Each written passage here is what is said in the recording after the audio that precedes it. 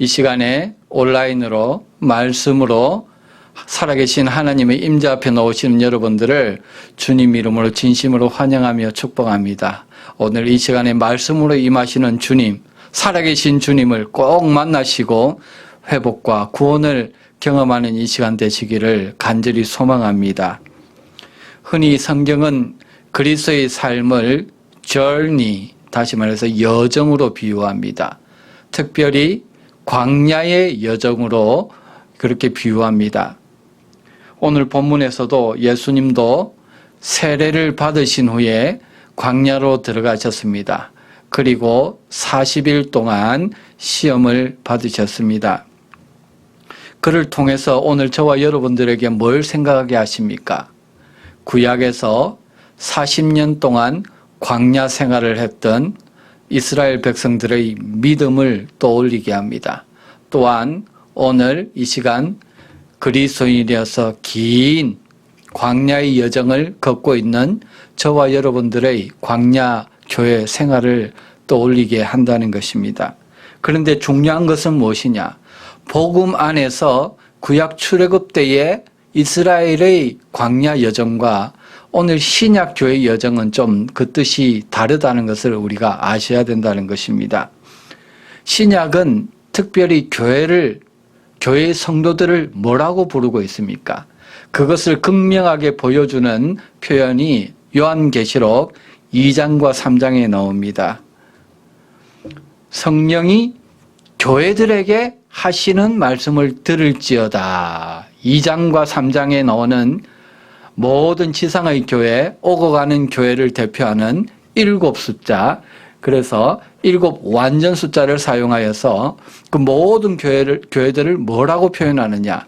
이기는 그에게는, 이기는 자라는 표현을 사용하고 있습니다. 그런데 이기는 자도 그냥 이기는 자가 아니라 어떤 자요? 계속적으로 이기는 그에게는, 그렇게 말씀하고 계십니다. 왜 우리가 이길 수 있느냐? 성령께서 계속적으로 말씀을 들려주시기 때문이다. 계속적으로 성령을 통해서 하나님께서 함께 하시기 때문이다. 그렇게 말씀하시는 것입니다. 그러면은 구약 이스라엘 백성에게 그 당시에 광야는 어떤 의미였을까요? 먼저 실패의 장소입니다.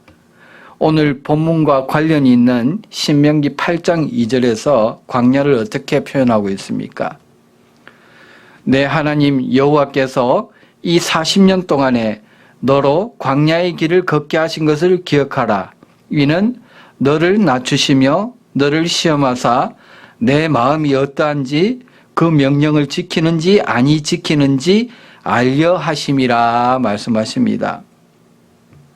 광야라는 것은 옛 이스라엘 백성에게는요, 약속의 땅인 가나안 땅에 들어가기 위해 믿음을 훈련하고 테스트 받는 장소였습니다. 하지만 믿음의 1세대는 그 테스트에 어떻게 반응했고 그 결과가 어땠습니까? 불순종으로 반응했고 원망과 불평으로 반응하다가 실패하고 말았습니다. 하나님은 430년간 애굽에서 종살이하던 이스라엘을 10가지의 놀라운 재앙으로 구원해 주셨습니다. 그리고 홍해를 건너서 홍해를 통해서 물 세례를 받게 하신 후에 광야로 인도하십니다. 약속의 땅인 가나안을 향해서 진군하게 하셨습니다. 하지만 큰 구원을 경험하고 나서, 놀라운 구원의 찬양을 하고 나서 며칠 만에 이스라엘은 시험에 듭니까? 불과 3일도 되지 않아서 마라라는 곳에 이르러서 쓴물을 만나면서 불평하기 시작합니다. 실패를 경험합니다. 하나님을 바라보지 아니하고 환경을 바라보았기 때문입니다. 그런 이스라엘을 하나님은요, 신의 산으로 인도하십니다. 모세에게 율법을 부여하시고 언약 백성이 되는 언약을 체결했다는 것입니다. 놀라운 은혜였죠. 율법의 말씀을 가르치십니다. 1년 동안 가르치십니다. 그리고 예배할 성막을 예배해 주십니다. 그리고 1년이 지나서 다시금 가나안으로 진군하게 하십니다. 다시 믿음의 훈련을 시작시키십니다. 하지만 이렇게 율법을 받고요, 언약 백성의 체계를 받고 하나님이 내려주시는 만나와 메추라기와 이런 것들을 늘 경험하면서도 번번이 이스라엘 백성들은 실패하고 맙니다. 그래서 불과 10하루면은 들어갈 수 있는 가나안 땅을 눈앞에 두고도 다시 38년간 그 광야를 배회하게 됩니다. 1세대들은 그 후에 요단 너머의 약속의 땅을 바라보기만 하고 건너가지는 못하고 다 광야에서 죽었다는 것입니다. 그 후에 약 1500년이 지났습니다. 실패의 장소였던 이 광야에 누가 들어가십니까? 하나님의 아들이신 예수님께서 육신을 입고 이 땅에 오셔서 그 광야로 들어가셨다는 것입니다. 왜 그랬을까요? 누구를 위해 그 광야로 들어가셨을까요? 믿음이 연약하여 늘 실패한 이스라엘을 위해서였다는 것입니다. 그뿐만이 아니라 동일하게 오늘 믿음의 전쟁에 늘 테스트에 실패하고 있는 저와 여러분들을 위해서 그 광야로 들어가신 것입니다. 그런데 예수님께서 광야로 들어가신 것이 그 실패한 이스라엘을 위해서, 특별히 오늘 저와 여러분들의 실패를 위해서 들어가셨다는 것을 우리는 어떻게 알 수 있습니까? 본문 9절입니다. 그때에 예수께서 갈릴리 나사렛으로부터 와서 요단강에서 요한에게 세례를 받으시고, 그리고 오늘 본문 12절에서 성령이 곧 예수를 광야로 몰아내신지라 말씀합니다. 오늘 예수님께서 광야로 들어가서 승리하신 그 승리가 저와 여러분들의 승리가 될 수 있는 것은 예수님이 세례를 받으셨기 때문입니다. 세례가 무엇입니까? 연합입니다. 하나가 되는 것입니다. 우리의 메시아로 오신 예수님은요, 그래서 사역을 시작하시기 전에 제일 먼저 하신 일이 무엇입니까? 요한에게 가서 세례를 받으셨습니다. 하나님의 아들이심에도 불구하고 요한에게 가서 세례를 받으셨다는 것은 무엇이냐? 오늘 저와 여러분들의 죄와 실패와 연약과 연합되어서 하나가 되기 위해서였다는 것입니다. 그리고 처음 하신 일이 바로 우리가 실패한 그 장소인 광야로 들어가시는 것입니다. 시험을 받으시는 것입니다. 마찬가지입니다. 오늘도 주님의 가슴 속에는 무엇이 있습니까? 오늘 실패로 가슴 아리하고 애통해하는 저와 여러분들을 품고 세례로 연합하여 실패의 장소인 그곳에 주님이 먼저 걸어가신다는 것입니다. 그것이 바로 복음의 시작인 것입니다. 그런데 그것을 누가 주도하시느냐? 본문 12절에 성령이 곧 예수를 광야로 몰아내신지라 말씀하십니다. 성령께서 그렇게 하신다는 것입니다. 사랑하는 여러분, 오늘 저와 여러분들이 구원을 받고요, 이제 광야의 고난이 사라지고 천국에 그냥 바로 들어간다면 얼마나 좋겠습니까? 그런데 성령께서 그렇게 저와 여러분들의 구원을 완성해 가지 않으신다는 것입니다. 우리가 실패한 그 장소, 내가 실패한 그 문제, 바로 거기서부터 다시 시작하게 하십니다. 거기서부터 믿음의 훈련, 테스트를 다시 시작하신다는 것입니다. 내 힘이 아닌 복음의 힘으로, 내 공로가 아닌 예수님의 공로, 예수님이 승리하신 그 십자가의 공로로 다시 시작하라 말씀하십니다. 그러면서 광야에서 승리할 수 있는 비결을 복음으로 주십니다. 오늘 마가복음 말씀을 통해서 세 가지로 간단하게 저와 여러분들에게 말씀하신다는 것입니다. 그 첫 번째가 무엇이냐? 먼저 광야에서 승리하기 위해서 믿어야 할 것은 예수님의 역사적인 성육신입니다. 성육신이 역사적으로 정말로 일어난 사건이라는 것을 저와 여러분들은 믿어야 합니다. 그리고 오늘 저와 여러분들을 위해서 육신을 입고 오신 사건이라는 것을 믿으셔야 한다는 것입니다. 초대교회 때요, 가현설이라는 것을 주장하는 이단들이 있었습니다. 예수님께서 실제로 육신을 입고 이 땅에 오신 게 아니라는 것입니다. 하나님이 그러실 수 없다는 것입니다. 그래서 가짜로, 환상으로, 유령 같은 존재로 그냥 그렇게 보였을 뿐이지 실제로 하나님이 육신을 입은 것은 아니다. 그렇게 주장했습니다. 여러분, 그렇게 되면 문제가 무엇입니까? 저와 여러분들을 위해서 이루신 십자가의 대속도 가짜가 되는 거예요. 저와 여러분들의 구원도 가짜가 되는 것입니다. 그렇지 않다는 것입니다. 하나님께서 오늘 성경을 통해서 밝히 말씀하시는 것은 예수님은 100% 저와 여러분들과 동일한 인간의 육신을 입고 이 땅에 오셨다는 거예요. 근본 하나님임에도 불구하고 그렇게 오셨다는 거예요. 믿을 수 없는 일입니다. 우리 인간과 같이 연약한 육신을 입고 이 땅에 오셔서 100% 하나님의 말씀에 순종해서 메시아로서 저와 여러분들의 대속을 위해서 그 십자가의 고난의 길을 가셨다. 광야의 길을 걸어가셨다. 성경은 말씀하는 것입니다. 히브리서 4장 15절 16절에서 이렇게 증거합니다.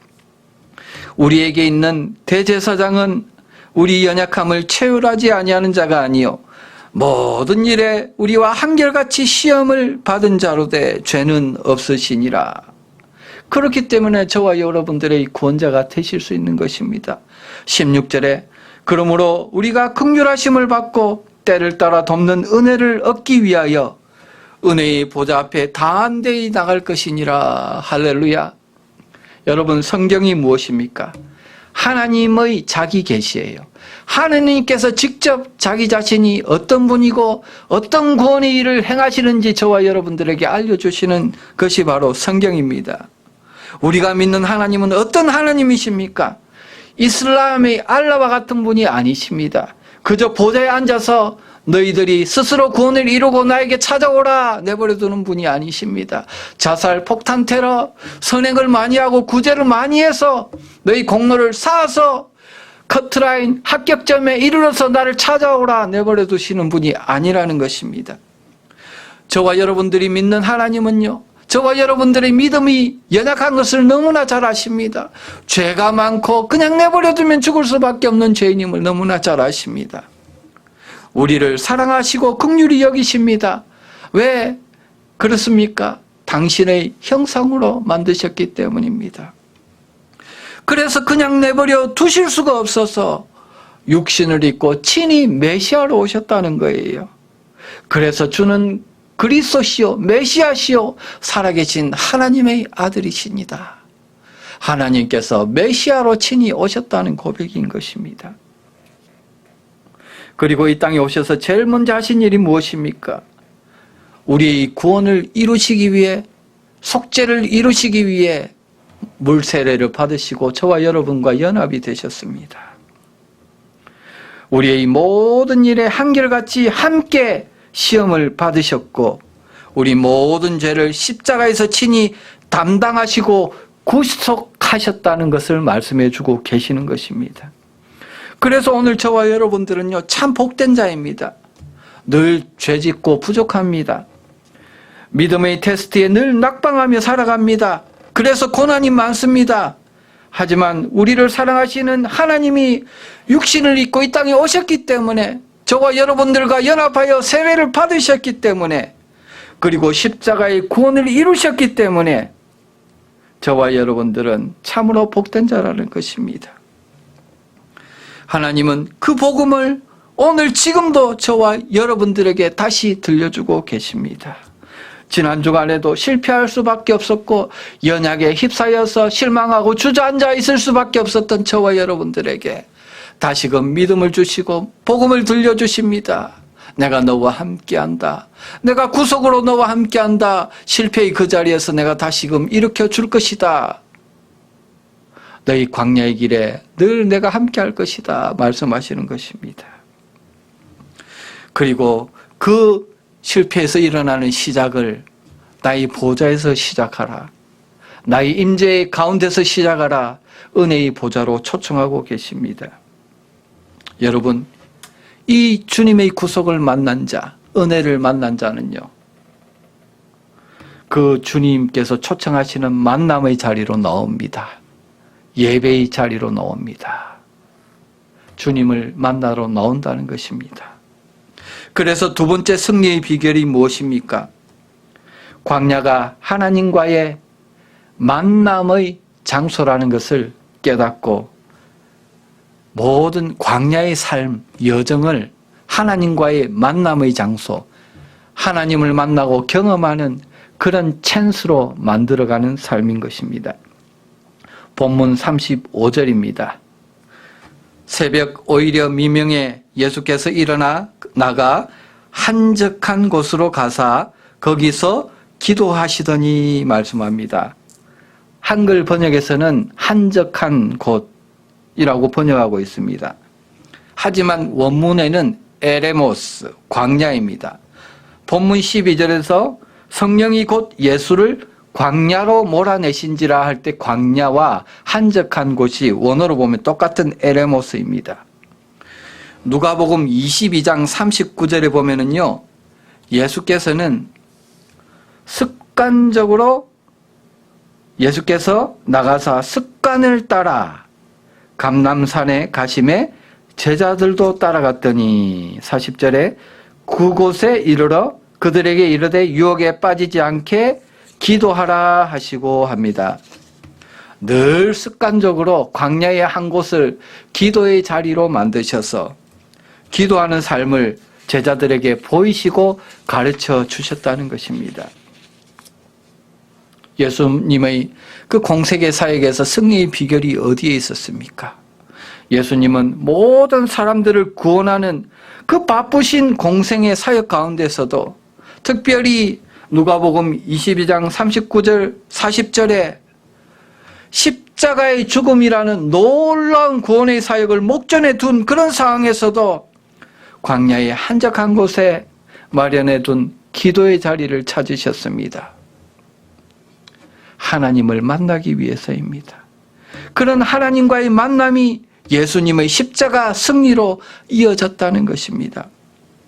그런데 오늘 본문 속에만 보더라도 마가복음 1장에도 보더라도 사람들은 문제를 만났을 때 눈에 보이는 외적인 기적을 보았을 때 용한 사람이 나타났다는 소문을 들었을 때에 그 사람을 만나기 위해서 기적을 보기 위해서 광야를 막 헤매고 다닙니다. 하나님이 육신을 입고 오셨는데도 불구하고 그분을 보는데 실패하고 그냥 외적인 기적, 외적인 능력만을 바라보았다는 것입니다. 마치 옛날 구약 이스라엘 백성들이 광야 생활에서 실패한 것과 똑같습니다. 광야는 하나님이 함께 하시는 하나님과의 만남의 장소였습니다. 하나님이 친히 만나시기 위해서 만나러 오셨고 메추라기로 먹이셨습니다. 때로는 반석에서 물이 나게 하시고요. 전쟁에서 이길 수 없는 전쟁에서 승리를 경험하게 하십니다.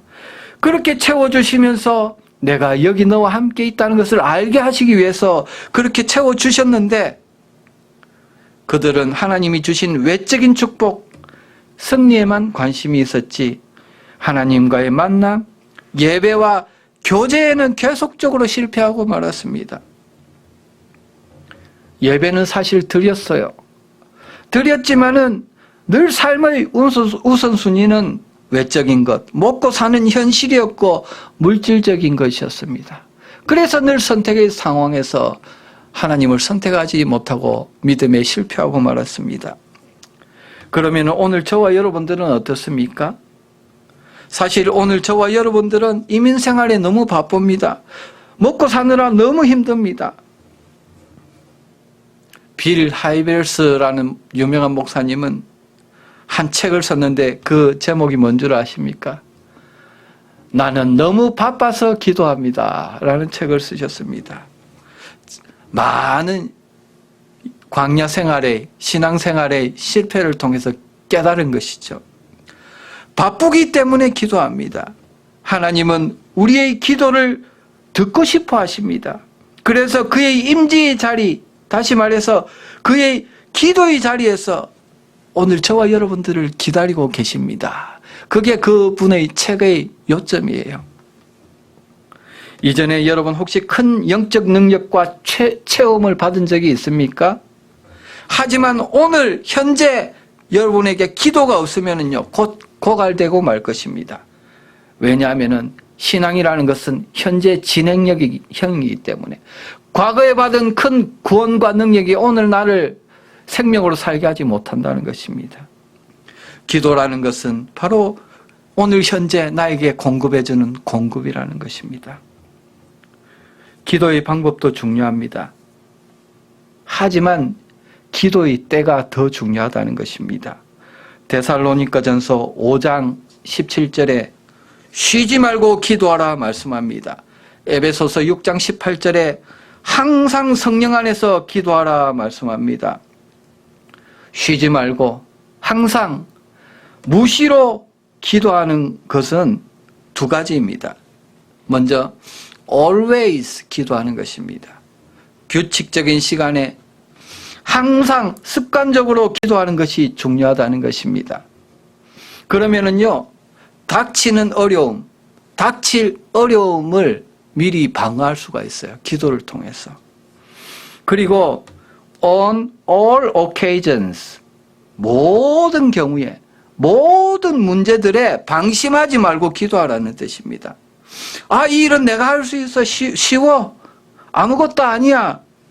이렇게 생각했던 일을 통해서 오히려 이스라엘 백성은요, 큰 어려움을 당합니다. 요단을 건너서 가나안으로 진군할 때 그 크고 장엄한 여리고성은 쉽게 점령을 했는데요. 아이성, 그 조그만한 성은요, 여리고성을 점령할 땐 예배를 앞세웠잖아요. 말씀을 앞세우고 언약궤를 앞세웠는데 아이성은 작다고 얕보다가 그냥 주저앉잖아요. 오늘 저와 여러분들도 마찬가지입니다. 아무것도 아니라고 생각하고 하찮게 여기고 내버려 두었던 일들이 나중에는 눈덩이처럼 크게 불어나서 저와 여러분들이 감당할 수 없는 인생의 소용돌이를 몰고 오는 것이 얼마나 많습니까? 그 조그만한 죄 때문에, 조그만한 죄에 대한 방심 때문에 그리한 것입니다. 그래서 오늘 하나님은요, 이 광야의 삶을 통해서 기도를 가르치십니다. 작은 일, 큰 일 할 것 없이 수많은 일이 닥치고 먹을 것도 없고 입을 것도 없고 사방팔방이 그냥 펴이고 보이는 것 아무것도 없는 광야에서 하나님을 바라보는 훈련, 기도의 훈련을 가르치신다는 것입니다. 그리고 광야에서의 그 실패한 자리, 실패한 그 문제에서 다시금 기도를 통해서 하나님을 바라보는 훈련을 시키십니다. 하나님을 의지하는 법을 가르치시기 시작한다는 것입니다. 기도를 가르치시는 것이죠. 기도를 통해서 무엇을 보게 하십니까? 나의 연약함, 나의 죄악, 나의 불신앙을 보게 하십니다. 아프죠, 쓰리죠, 회개하게 하십니다. 그런데 그것과 아울러서 한 가지 더 보게 하시는 것은 이와 같이 연약하고 죄 많은 나를 오래 참아주시고 구원의 땅으로 이끌어 가시는 하나님의 긍휼과 은혜와 사랑을 보게 하신다는 것입니다. 그 하나님의 사랑이 오늘 저와 여러분들을 이 자리까지 인도하신 줄로 믿습니다.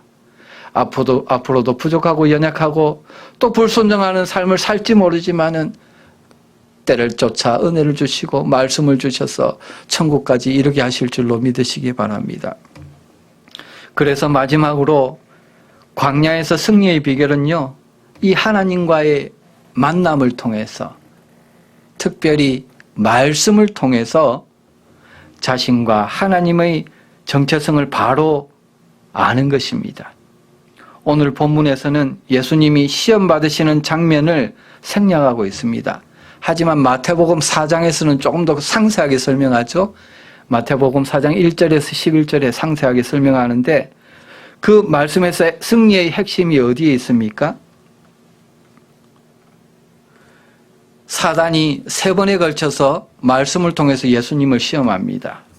하지만은 예수님은 계속적으로 기록되었으되 기록되었으되 기록되었으되 신명기에 나오는 말씀을 인용하면서 승리하셨다는 것입니다. 누가복음 4장 16절에도 예수님께서 그 자라신 곳 나사렛에 이르사 안식일에 늘 하시던 대로 회당에 들어가서 성경을 읽으려고 서심해 말씀합니다. 예수님은요, 근본 하나님이세요. 하지만 어릴 때부터 늘 성경 말씀을 읽으셨습니다. 늘 하시던 대로 늘 습관적으로 말씀을 읽으셨다고 말씀합니다. 오늘 여러분 매일 제가 여러분들 말씀과 함께 주님과 동행하라고 말씀을 카톡방으로 올려드리죠. 말씀과 늘 함께 하시는 습관을 기르시기 바랍니다. 말씀을 통해서 주님께서 함께 하시고 예수님도요, 말씀을 초월하지 아니하시고 말씀으로 사단을 이기셨고 우리에게 큰 구원을 허락하셨다는 것을 아셔야 한다는 것입니다.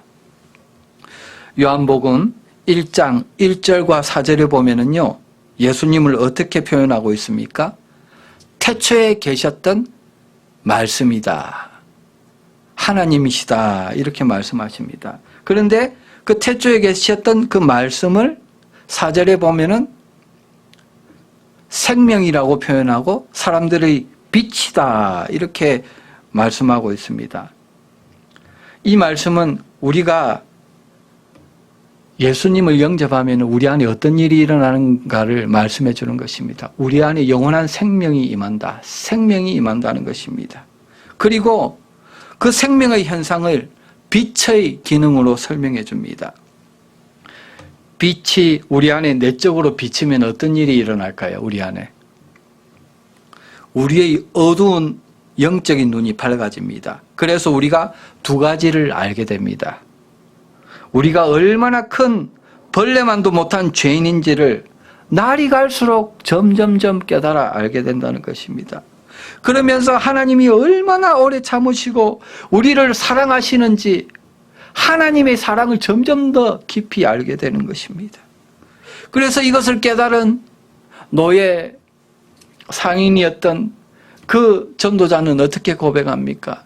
옛날 찬송가 405장에 Amazing Grace, 나 같은 죄인 살리신 주 은혜 고마워, 잃었던 생명 찾았고 광명을 얻었네. 날이 갈수록 내가 정말 이렇게 큰 죄인이었는가, 속으로 탄식하지 않을 수 없는 죄인입니다. 그런데 이런 죄인을 어떻게 구원하셨을까? 그 주님의 은혜를 생각할 때 하늘을 두루마리 삼고 땅을 먹물 삼아도요, 바다를 먹물 삼아도요, 그 은혜를 다 기록할 수 없게 된다는 것입니다. 이와 같이 하나님의 빛이 우리 안에 임하시면은요, 우리가 죄인인지를 알게 되고 하나님의 그 크신 은혜와 사랑을 알게 됩니다. 그래서 남은 예색을 은혜의 빚진 자로 살아야겠다라는 거룩한 열정이, 소원이 생기는 거예요. 그런 후에 이 생명의 빛이 우리 내면뿐만 아니라 우리의 외적인 삶에도 비치게 됩니다. 우리 갈 길을 보여줍니다. 어떻게 살아야 할지를 보여줍니다. 우리의 자녀, 우리 손자, 손녀들의 앞길을 비춰준다는 거예요. 그게 나의 소명과 사명으로 보여집니다. 나의 삶의 목적이 되고 나의 삶의 소원이 되고, 그래서 나의 순종으로, 믿음의 순종으로 나타나게 되는 것입니다. 이것이 바로 신앙이 점점 성숙해져서 주님과 함께하는 복음의 군사로 거듭나가는 과정이라는 거예요. 다메섹으로 가는 길에 사도 바울에게 이 생명의 빛이 임했어요. 예수님이 찾아오셨어요. 그런 후에 그는 자신을 뭐라고 표현합니까? 성도들 중에 지극히 작은 자다. 나중에는 그것도 아니다. 나는 죄인 중에 괴수다. 이렇게 고백하게 되는 것입니다. 그리고 25년 이상의 평생을 오직 복음을 위해서 주님이 주신, 비춰주신 복음의 길을 위해서 광야 같은 인생을 걸어갔다는 것입니다. 그리고 빌립보 감옥에서 마지막으로 어떻게 고백합니까? 빌립보서 3장 10절로 14절입니다. 내가 그리스도와 그의 부활의 권능과 그 고난에 참여함을 알려하여 그의 죽으심을 본받아 어찌하든지 죽은 자 가운데서 부활에 이르려 하노니 내가 이미 얻었다 함도 아니요 온전히 이루었다 함도 아니라 오직 내가 그리스도 예수께 잡힌 바 된 그것을 잡으려고 쫓아가노라. 형제들아, 나는 아직 내가 잡은 줄로 여기지 아니하고 오직 한 일, 즉 뒤에 있는 것은 잊어버리고 앞에 있는 것을 잡으려고 표대를 향하여 그리스도 예수 안에서 하나님이 위에서 부르신 부름의 상을 위하여 쫓아가노라. 할렐루야. 여러분, 이 생명의 빛이 오늘 저와 여러분들에게 더 임했어요. 예수님께서 저와 여러분들에게도 찾아오셨어요. 우리 안에 빛을 비추시고 생명이 되어주셨어요. 우리에게 소명의 빛, 우리가 가야 될 길을 보여주십니다.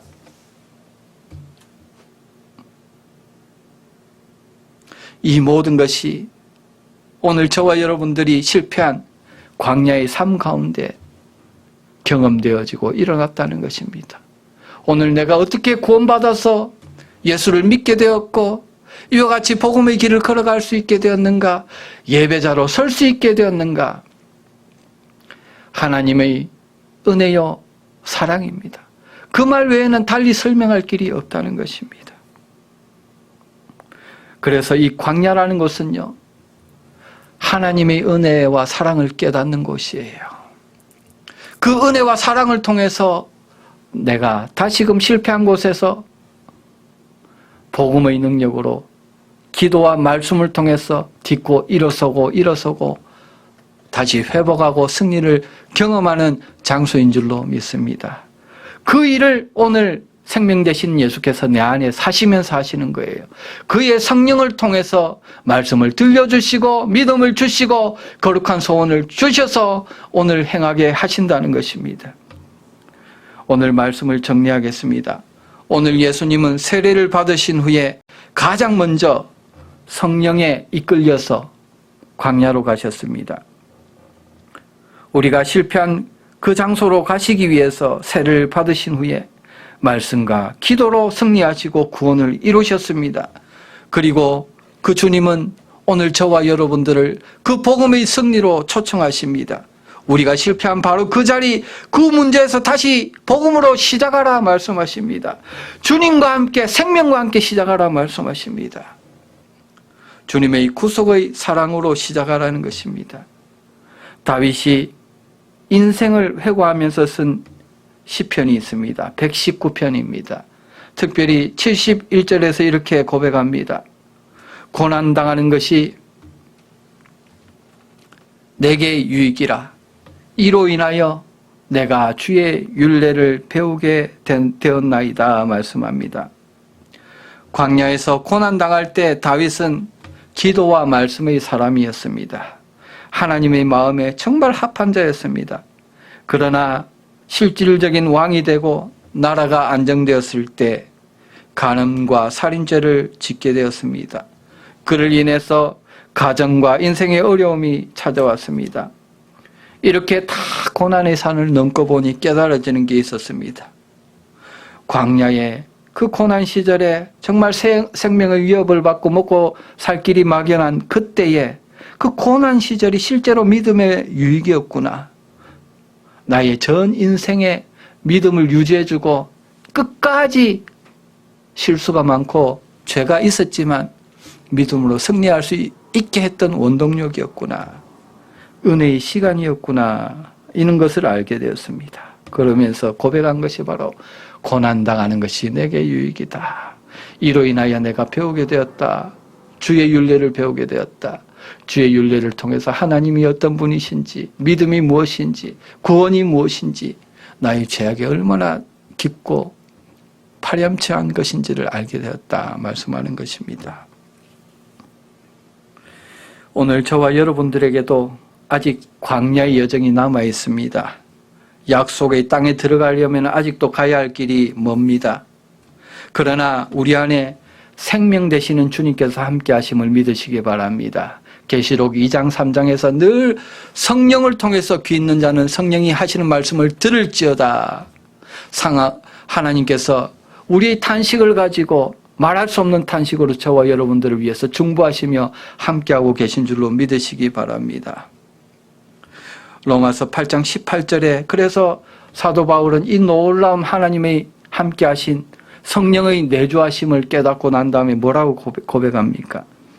현재의 고난은 장차 우리에게 나타날 영광과 좋게 비교할 수 없도다. 장차 나타날 영광에 비하면 오늘 현재 내가 당하는 고난은 아무것도 아니라는 것입니다. 사도 바울은 그 환상을 많이 본 자입니다. 그 환상을 본 자는 동일하게 이와 같은 고백을 할 것입니다. 그런데 그뿐만이 아니라는 것이에요. 미래에 있을 소망, 영광의 날뿐만 아니라 오늘 현재 복음 안에서 하나님께서 이기는 자로 계속적으로 승리하는 자로 세워주신다는 거예요. 내가 고난을 당했고 실패한 그 장소에서 다시금 말씀과 기도로 챌린지하고 회복과 승리를 경험하는 장소로 변하게 하겠다. 오늘 그것이 복음의 시작이다 말씀하시는 것입니다. 그래서 마가복음 1장 1절에 뭐라고 말씀합니까?